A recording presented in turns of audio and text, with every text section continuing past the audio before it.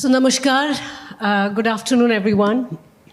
Well, this is a special session, I'm told, and we want to make it special first of all by telling you that it's not always women talking about women, amongst women, to women. We're very privileged to have Dean Sonobe as a affirmative action candidate but Dean, in no way is that meant to, we are very proud to have you amongst us. You've already heard the introductions. Well, I was the chair of W20 Communique Drafting Committee, and very proud to report that, we actually got a consensus at a time when getting consensus on anything is very difficult, let alone on issues pertaining to women.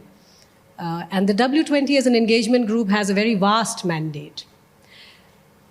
But women-led development as a phrase is something now increasingly it is getting imbibed in the day-to-day policy shaping, policy making process, and not just within the country, but we're also socializing the idea through our own research and writing.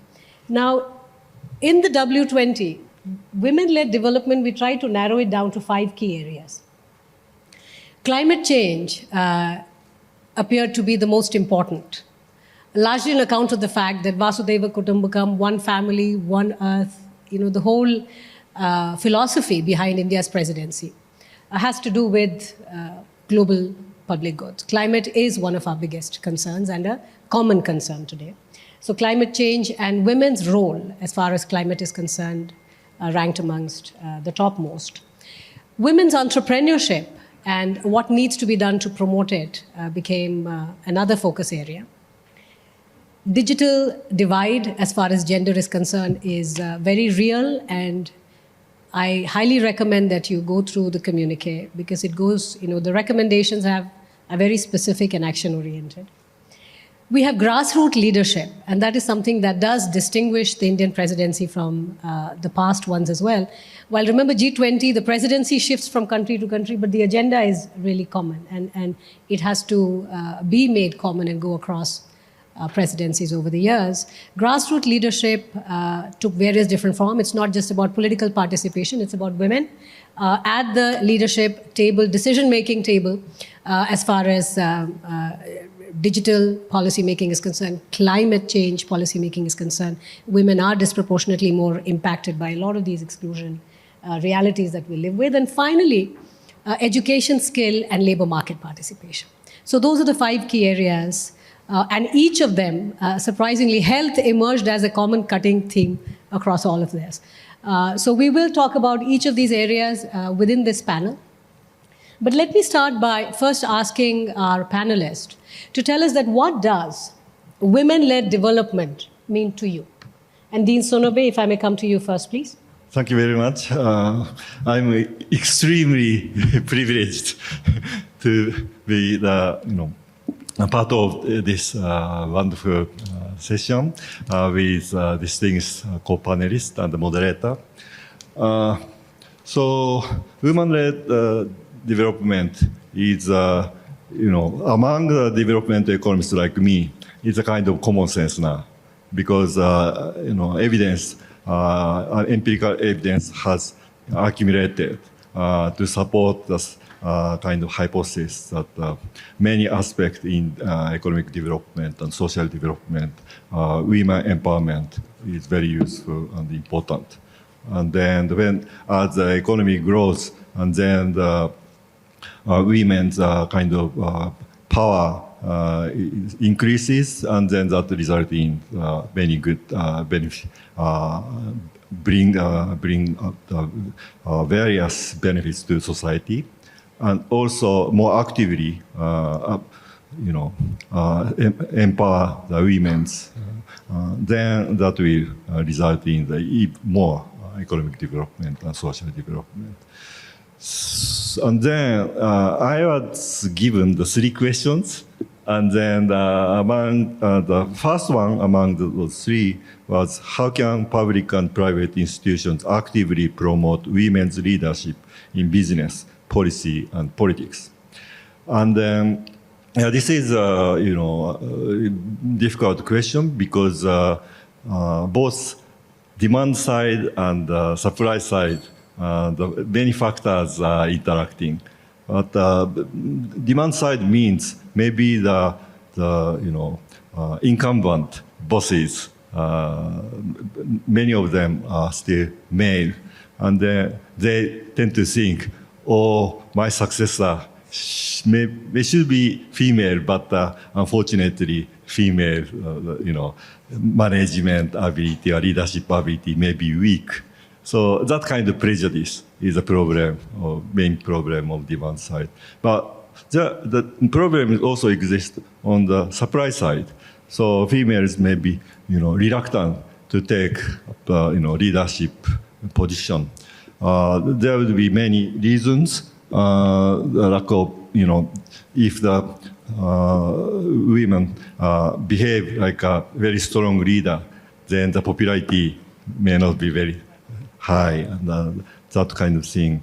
But many potential candidates for leadership positions among females tend to say that the problem lies in the shortage of the same gender, role models, or mentors, or supports from outside. So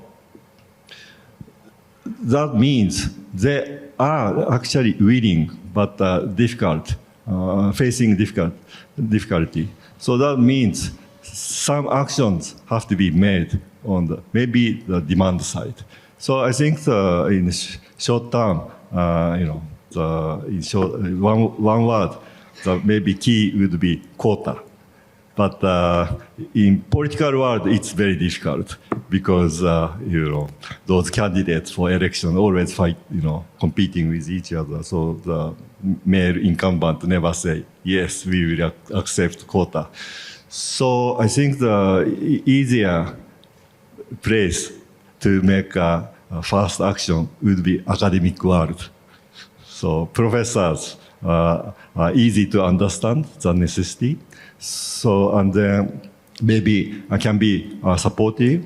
So in the academic world, including universities, research institutes, and think tanks, should try really hard and determined to increase improve gender balance, kind of aggressively. So as soon as I say think tank, it comes back to me. So I'm really worked hard to find a good female successor of myself, but I'm now succeeding. That's why, very happy thing to report. Thank you very much. Thank you, Dean Zanabe. Well, as far as the quota or the demand and supply side that you explained, I think on the demand side, that is where policy comes in, that institutions are required. For instance, in India, we have 30% board membership mandatorily required to be of women. We started with quota for panchayat. Panchayat is the lowest level or the grassroots level of political representation. So we started with 30% women. Today we are 49%, Dean, without a quota. And all it took was 20 years, 25 years. Now, that might seem like a lot to the younger people in the room, but to the older people, seeing that kind of a huge churn and creation of a pipeline. So the pipeline gets created also on account of when the positions are created, the pipelines emerge. And today, unlike many of the OECD countries, a large democracy like India, we have had a bottoms-up approach to grassroots leadership. So a lot of these leaders who have emerged at the panchayat level are now actively contesting elections at the legislative as well as the parliament level. So that becomes one sort of empirical evidence for why what you suggested actually can work and has worked here. The second is the literature from corporate finance. When some of the Scandinavian countries went from 4 or 5% board members of women, overnight they went to 40%. This was the big fear that where will we find so many women directors? But there was also an empirical line of inquiry that what is it doing to the governance of the firm? Is it affecting the performance of the firm if suddenly you have lots of candidates who were not deemed fit until yesterday? And the literature there is actually quite robust. corporate finance literature has decisively shown that while the performance of the firm did not vary very much in terms of the finances, but governance improved significantly, which means the CEO compensation was more closely tied with performance of the firm. They had more and minuted meetings and different other benchmarks for what is good governance in corporate finance. So what you have suggested, I think we have evidence, both from politics as well as from finance, that what you suggest actually can work, and we should continue to push for creation of the pipeline of women leaders. Sachi, what does women-led development mean for you? Thanks. Thank you, Dr. Ravi. I think it's really exciting to see this shift from women's development, women being seen as beneficiaries, to this shift towards women-led development. And I think it's quite clear to all of us, and I'm sure I'm speaking to a room of the converted, the importance of sharing perspectives of 50% of the population, the importance of having lived experience represented in leadership, and really sort of moving to see women setting the agenda for women's development. So it is a real evolution, I think. We've moved from passive recipients of development to seeing an environment to a policy environment, a real grassroots environment where women are setting the agenda. You spoke a lot about the grassroots leadership. Some of the work that we've been supporting and learning from across the country is when women panchayat leaders start participating actively, from the point where you come up into public spaces for the first time to really now setting the agenda for the Gram Panchayat, you see improvements in health. You see improvements in nutrition. You see improvements in girls completing education. You see the stopping of early marriage of girls. And I think that is just so powerful in itself as a statement, because you are really seeing what women-led development means in practice. The second thing that I did want to sort of comment on was the importance of data. And you spoke about how corporate governance is improving. And I just say that also learning from the W20, the importance of sex disaggregated data to guide everything that we are doing. The Gates Foundation CEO, Mark Sussman, wrote about what he calls streetlight moments. And I think it's a really nice example to showcase how things change once you start looking at data from a gender perspective. And so his point was that if I had to think about street lighting, how am I going to use the budgets that are available to me, and at what distance do I put streetlights? And if you ask a woman and you ask a man, their perspectives will be very different, because a woman is thinking about what are dark spots or safety or whether she'll be able to travel down a road at night herself. And so the use of budgets or the use of or how you plan urban development, for instance, or rural development for that matter, will look very different when you start looking at data from a gender lens. So maybe for opening remarks, I'll stop there, but just to sort of highlight the importance of sex disaggregated data. Very nice. Thank you so much for bringing that up. In fact, the second bullet of the W20 communique has to do exactly with this, which is we need gender disaggregated and gender sensitive data. And that is because it's like we will only respond in policy if we have a means of knowing what the extent of the problem is. So in as many activities, in as many areas of the economy and policy, if we can have gender disaggregated data, we're just able to define the problem better and think of better solutions. So it's a very important, and I must also say that was one part of the overall agenda where there was 100% agreement from day zero. Every country, member country, believed that we do need this kind of initiative, and we need to do it in a very structured format so that annually we also put together a report of how much of our data are we really presenting in the form of gender disaggregated form. So that is an excellent, thank you for bringing that up. Ms. Maria Espinoza, what does women-led development mean for you?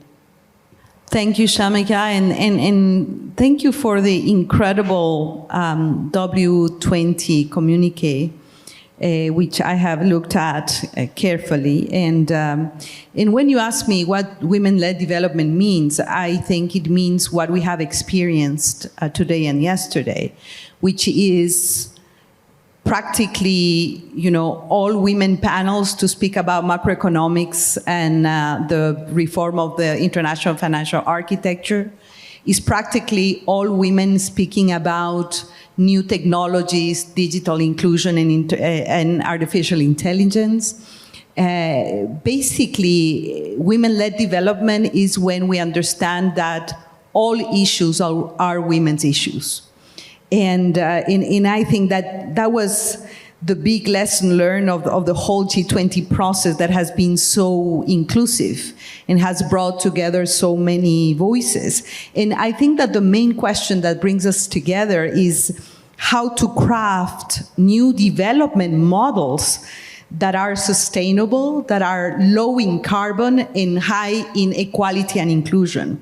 I think that's why we're all here. And when we say equality and inclusion, of course, we are speaking about 50% of the world's population. In 50% plus of the world's population should not only have the same rights, the same income, the same opportunity of living well, but it should also mean the same opportunities to be in places of decision making and actively engage in public life. And when you say this, it seems like it's not rocket science. It's obvious common sense, as you said. And we know that it makes demographic sense, it makes economic sense, it makes political sense, it makes environmental sense. And we all know that when women are treated fairly in a society, the society is healthier, more prosperous, more equal, economies work better. And it's not only an issue of having the numbers right, it is an issue of quality, of our societies and our economies. And you were so right, women-led development is a paradigm shift altogether, because it's not only about having the numbers right and having access to financial services and credit and here and there and perhaps a little more spaces and seats in local governments. It is about truly power sharing and equal opportunity. That's why it's not as easy as it sounds. And I think that we have to acknowledge here that we are experiencing a gender and women's rights backlash. And we are seeing this in the international scene. We're seeing this in many countries, even in the so-called developed world. In Europe, let's look at what has happened in the latest election processes, that women and women's rights and gender equality have become a political battlefield. And in too many parts of the world, being a woman has become a risk, a liability, and not only in terms of their social and economic rights and labor rights, or access to financial services, etc., but also on political and civil rights. And I think that we need to acknowledge that and understand how important this G20 process has been. And I think we need to continue to mind the gap, because basically we are underrepresented in all spaces. In terms of the workforce, in terms of the pay gap, in terms of financial services, in terms of access to education, the digital gap, you name it. But we are overrepresented in underpaid or unpaid work. And that's why the care economy needs to be defeminized and needs to be professionalized. And basically, what we are negotiating here, and it's not as easy as it sounds as common sense, it's because we are negotiating not only macroeconomic stability or climate stabilization, we are negotiating lifestyles, and we are negotiating who is going to broker and who is going to give up power and privilege, and where do us women stand in this brokering exercise. And basically, just to close here, this session is called New Narratives. And I think that, of course, to speak about women-led development is a new narrative. But beyond all, I think the new narratives have to start by saying women are not vulnerable, we are not vulnerable, we are powerful and resilient, but our rights have been undermined and we need to fight back on that. Number two, we cannot sit and relax because women's rights have not been incremental for improvement. There are huge ups and downs. We are experiencing a down moment as well, and we have to be aware of that, make visible that, and curve, all the gaps we are continue to experience. Number three, as I mentioned at the beginning, all issues are women's issues. Science, technology, economics, politics, geopolitics, peace, and security are women's issues. And I think that we need to integrate women in a horizontal and vertical way in the things we do. So it should be a separate and standalone issue, so we can highlight things that are going well and not that well, but also, horizontally, the cross-cutting part. And I think that if we look carefully to the to-do list that is present in the communiqué and the T20 communiqué, basically, and perhaps in a second round I'll be more specific, I think that we need to look at the recommendations and unpack the complexity to make implementation easier from an action-oriented accountability perspective, and to understand what are the institutional transformations that we need, what are the policy and legal and behavioral transformations that we need, and at what level. And of course, there are critical issues that perhaps I would like to take up in the second round on affirmative action on policy frameworks to equalize women in the world of work, etc., etc. But there's so many raw material that we have now in our hands, and we need to make it happen to improve the life, the dignity, and the rights of women, especially in underprivileged parts of the world that do not happen only in the South, but also happening big time in the North. Thank you, and over. Very well said. Stephanie, what does women-led development mean for you? Thank you. Okay, this is on. So actually I want to reflect on that question and maybe take you up on some of the specifics and think about reflecting on women's-led development within the context of the digital divide, coming from my place on Task Force 2, which is looking at our public digital infrastructure and our common digital future. So I think it's really interesting when we look from the context of women, the sort of challenges of digital technology are heightened and quite illuminated. So we see when we look at women, the challenge of the digital divide in terms of access and use of technologies. It's clear that as things improve for women in terms of mobile access, internet access, access to digital financial services, it's always a step behind men. And there's multiple reasons for this we can get into around access, economic resources, trust in financial institutions, and all sorts of different ways. But there's this constant, when access is a challenge, it obviously tends to be harder for women. We also see challenges around technology in terms of the technology itself and ingrained bias. There's a lot of studies that have been done that if we look at how, for example, large language models operate, or how different forms of AI operate, they operate on existing data that comes from the world. And in a world where women have been associated with certain roles, there are certain expectations of women, that is going to be reflected in the data because that's the data we're using. And this is informing the design of our technology and its use. And then third, we also see the challenge around use. Well, when women have access to technology. When they use it, we see, for example, around female politicians, an increase in harm and huge harm in online violence against women as well. So again, the challenges are heightened when we look from the perspective of women. And I think when we look from that side, it can be quite overwhelming and give us a much bigger picture of what we're facing here as we're trying to provide for more inclusive development. But I also see the opportunity with this shift to women-led development to think of these challenges and then think in different ways about then what it might take to move beyond them. And again, there's sort of three things I want to pull out here that I see as important to thinking about what these new narratives might be in this context.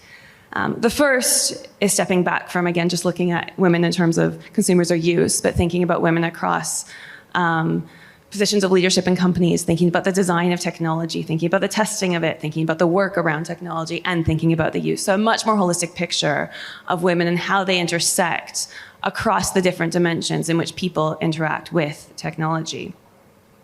The second, as has been brought up as well too, is that we need narratives that are intentional. Bias is ingrained in the data that we're using in technology. We can't just sort of sit back and assume that is going to eventually become more equal. We need to be proactive, and we need to make it visible. The bias is going to be there. We need to expect it, and we need to make that our starting point.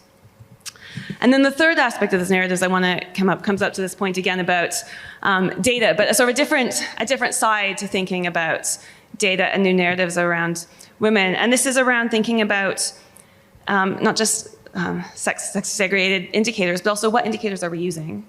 What do they represent? And what do they represent? So for example, one thing we see around digital technology is who is missing from data, who is not seen, especially as we're trying to think about the lives of different women, who's not present. And when they're not present, if data is then informing decision-making, whose lives and experiences are not informing decision-making as we become increasingly digital, and being active and explicit to thinking about who isn't represented in our indicators.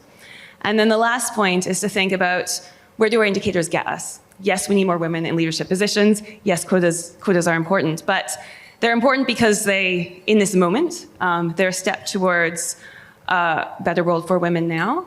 But also I sort of see an opportunity that these indicators are also creating a world where we might see the possibility of changes in norms. So it's not just about reaching it now, but it's an ongoing battle and thinking how do we lay a framework to make things better now? But also that in the future, the biases that we're seeing in technology are not the biases of society, and taking our indicators of substantive conditions for women as a step towards that future. Fantastic, thank you. Perhaps now I'll go backwards, Stephanie, so just hold on to your microphone. And here, we will give 10 minutes for Q&A from the audience. So limit yourselves to 30 seconds. Tell us a little bit about AI. And how the algorithms, give us an example of why intervening at this stage becomes very important strategically, because the existing algorithms are extremely biased, and they're likely to perpetuate the biases that exist. Give us some examples. Yeah, I mean, so I'd say it's important to intervene now for two reasons in AI. The first is that as technology becomes more complicated, it becomes harder to see the bias. So we know it's going to be there around women. How do we build in an understanding of what is being produced? A lot of the creators, as far as I understand, of new generative AI don't know why it produces certain results. And so we can't just be reactive. We have to be thinking proactive. And what types of transparency do we need? And then the second is because the technology is already being used. So I know in the context of the UK where I come from, forms of AI are used in some ways in predictive policing, so determining where police officers should go to which neighborhoods, decisions about some sort of parole decisions sometimes among some certain areas as well. So it's being used. We know it has bias. We don't always know why it has bias. And so therefore it's critical that we're thinking about this now.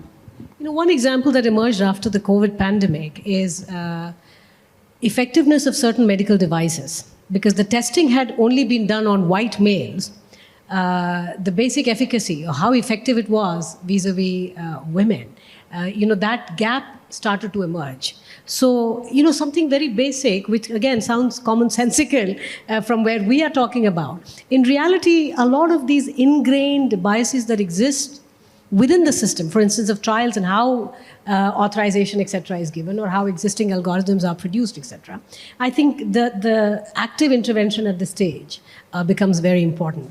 Maria, if I may come to you, given your background, and you've been in position of leadership, from political representation, what do you think? Our quotas are only, is that where we rest all our expectations, or do we go beyond quotas?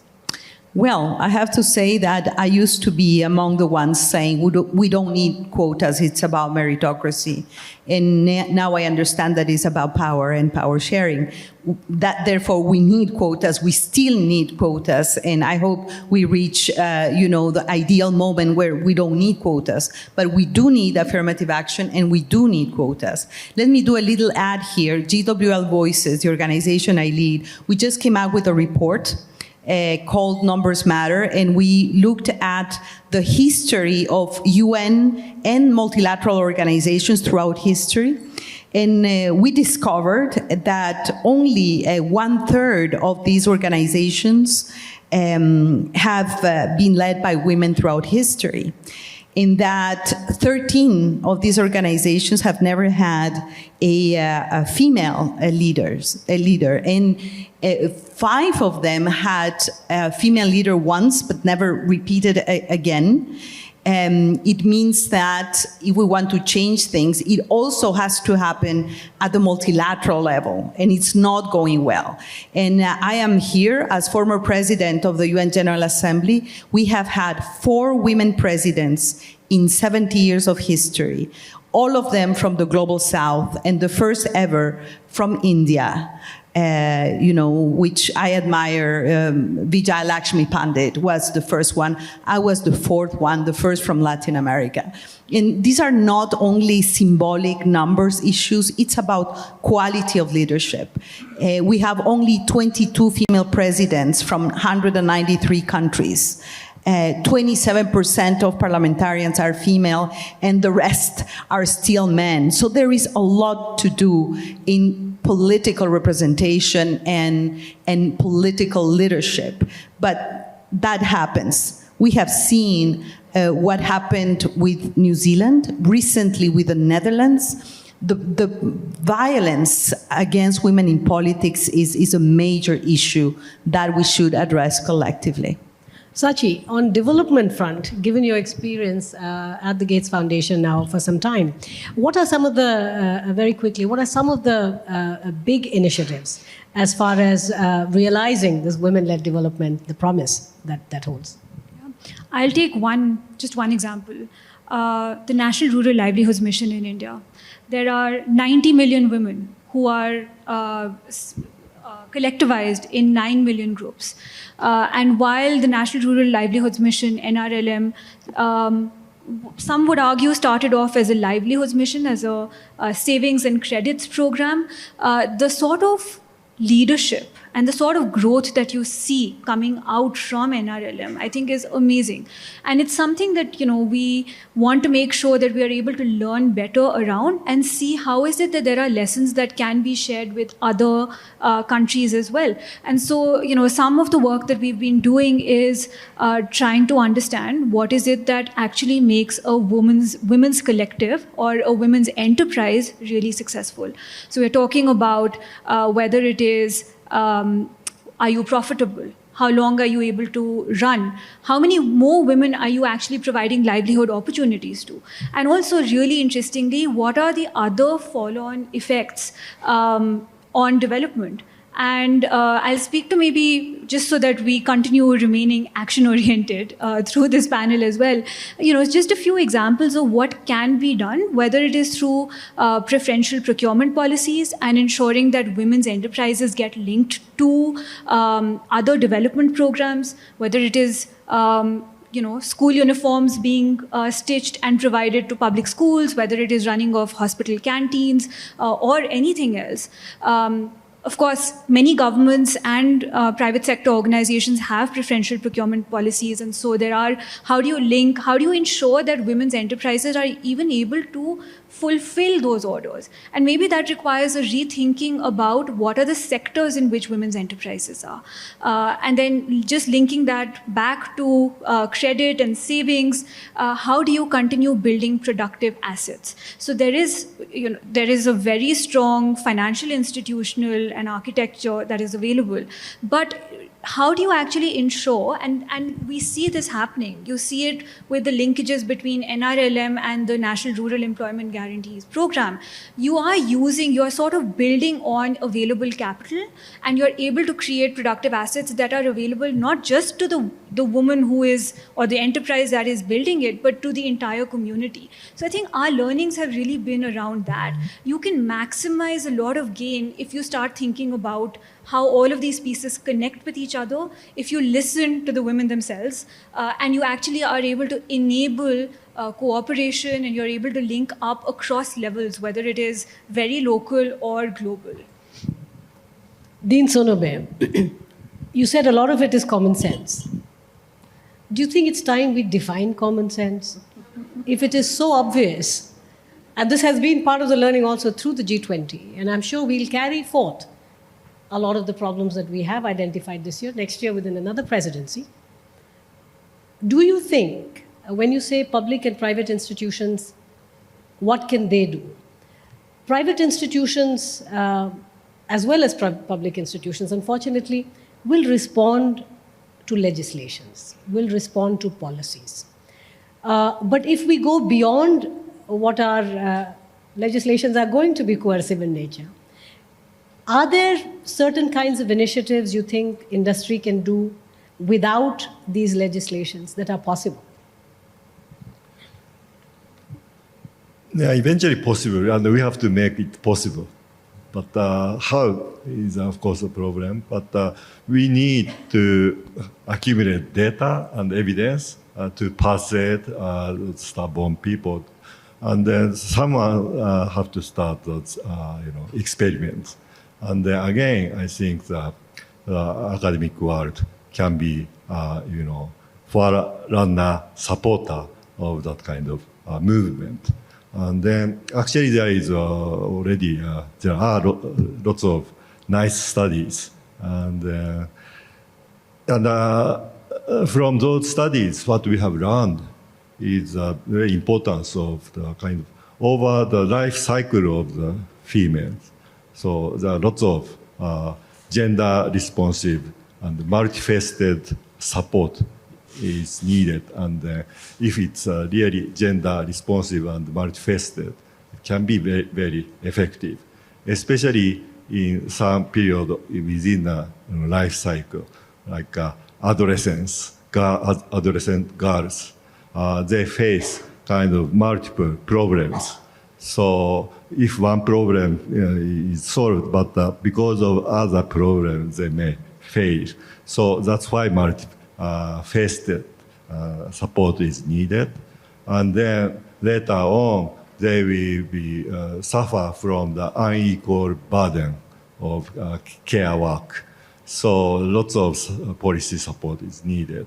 And then there are some nice research studies about what kind of more concrete practices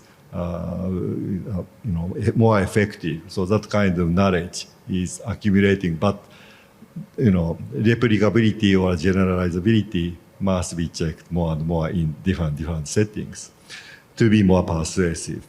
And then later on, the kind of the stage when the women become a leader.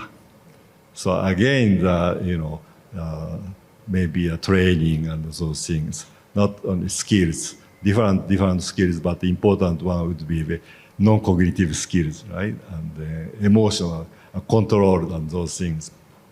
So yes, I think eventually the private sectors really become really willing to do those things voluntarily, and they would lead But I think the first step can occur from the academic world, and that's my hope. Thank you, Dean. So basically that tells you government is a part of the solution. Sure. Industry, of course, is a major part of it as well. But there is a certain onus also on society as a whole. And I think this is where the civil movement, etc., will be required, particularly when it comes to the care economy. This is just one statistics that I want to put forth to you. This is the first time in history of mankind we have seen such large number of elderly die alone without a kin, meaning there's no family around. And clearly there is something large amiss. So this is also, I think, a platform where a lot of these difficult conversations will have to happen. Because care, as a very important part of the economy, has very seldom been thought of as a strategy. And you know that the care economy overwhelmingly burdens women. Of course, children are a large part of it, but so are the elderly. Even for young economies like India, where the median age is 28, but we have over 120 million people above the age of 60. And as economies age, the care economy and the need to provide the infrastructure really also becomes a way of freeing up women and women's labor, which remains trapped and also valuable in the household.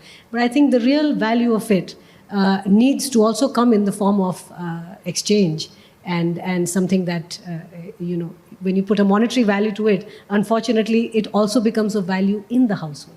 Therefore, while there are statistical exercises where we are trying to see what is women's contribution to the economy, there needs to be real change in the form of thinking about care economy. And in fact, this year's, not just the W20, but I think in general, across several working groups, we have had care. Care is like that elephant in the room which needs to be addressed repeatedly every time we speak about women and girls. So actually, Promit, do we have time for questions from the floor? Okay, we'll take 2 questions. If you could just quickly identify and ask whoever you want to. Yes, please. I'm Jacqueline Kitulu. I'm from Kenya. I am a medical doctor and I chair the board of a digital health startup. And I'm really excited to hear this conversation. And what struck me was something mentioned by Sanobe about the supply side and demand side, and that there's a contribution from private sector philanthropists in the context of building up that supply side. So focusing on women in middle management, building them up into senior leadership positions, because even all the things that you're saying, you have to have the women willing to step into that space. So one such being Women Lift Health. I'm from the health background, but Women Lift Health with cohorts in North America, in India, in East Africa, now going on to South Africa. I think those are efforts that need to be built up, and building structures of building women in terms of the context of not just that women leadership is different, but how do you build that up into contributing then into growing, women economically and benefiting everybody. Yeah, just a comment. Thank you. Thank you. Yes. Yeah. So I am Achyut Rao. So my question is to Stephen ma'am. So ma'am, as you talked about AI, so in the future, will AI be the helping hand or support or a threat to the human existence? So this is my question.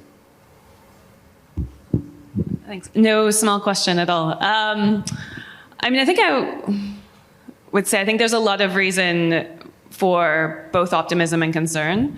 I think we're still figuring out the potential of what it is, and I think it's very difficult when technology is new to understand what its use is going to be, how people are going to use it, and also what's significant. There's a lot of hype around cryptocurrency. It didn't necessarily go the way people thought.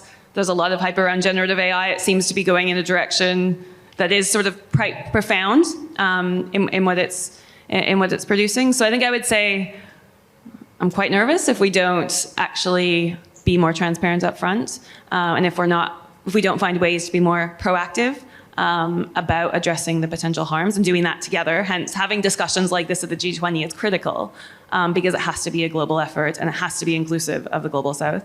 Can't be led just by the US and Europe. So I think really there is a lot of opportunity, but there's a lot of potential for concern, and that's why these conversations are so important. Also, these are some of the most common problems, and actually that does transcend the usual divide of north, south, etc. These are problems that most governments are grappling with. But again, G20 becomes a very important platform where these can be voiced, and a greater call for transparency and sharing of know-how, also from a regulatory perspective, becomes important. Thank you all. Thank you to the panelists. You were all exceptionally well-disciplined, stuck to your time. And thank you all for your patient hearing.